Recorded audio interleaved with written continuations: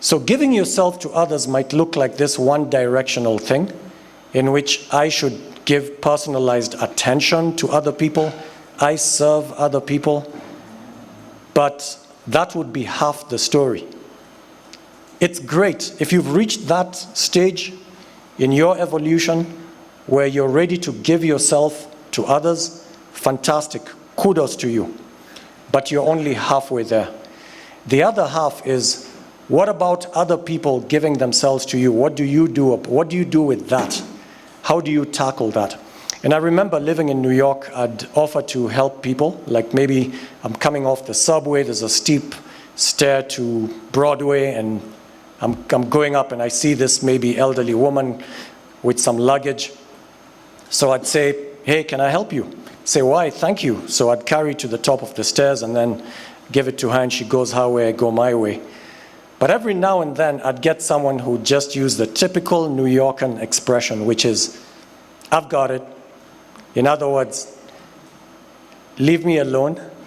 I can handle. I'm fully capable. I don't need anybody.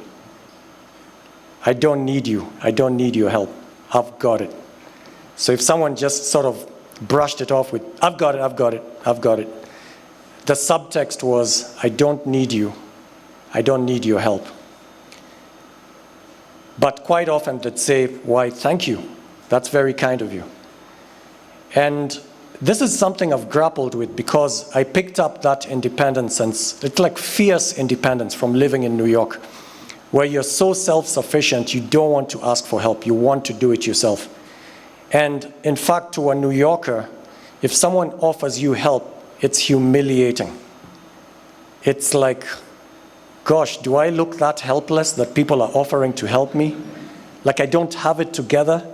And so your natural reaction as a New Yorker is to brush them off by saying, I've got it.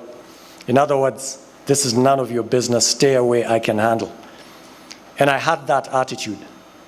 And so if anyone offered me help, I'd be like, I've got it. And then I said, wait a minute, you're refusing to accept the gift that other people are giving you.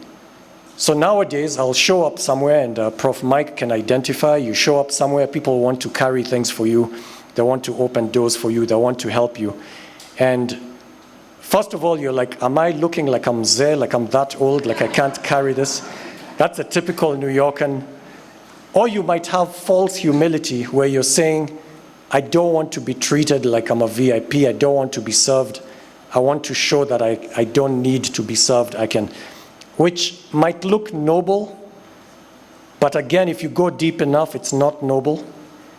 So the best thing to do is to accept the help with a smile, graciously, to thank the person who's giving you this gift and to say, thank you, that's very kind of you. You guys are just, you're too good, you're too good. You know, as you hear Professor Sperling saying all the time, too good, you're too good. That's the best way to do it. Because you're encouraging good behavior, you're making people feel good about themselves, like I was actually useful to this person. I made their life lighter and easier, and I pleased them and they're happy. And you leave them with that joy, instead of leaving them with the feeling, I've got it, I don't need you, stay out of this. That doesn't make anyone happy. Neither you who was feeling humiliated to be offered help, nor them whose help was rebuffed. So the other half of the story is accept the gift that others are giving to you, because you validate them, you make their lives meaningful, and you create a better world in which you're encouraging good behavior where people give themselves to others and their gift is appreciated.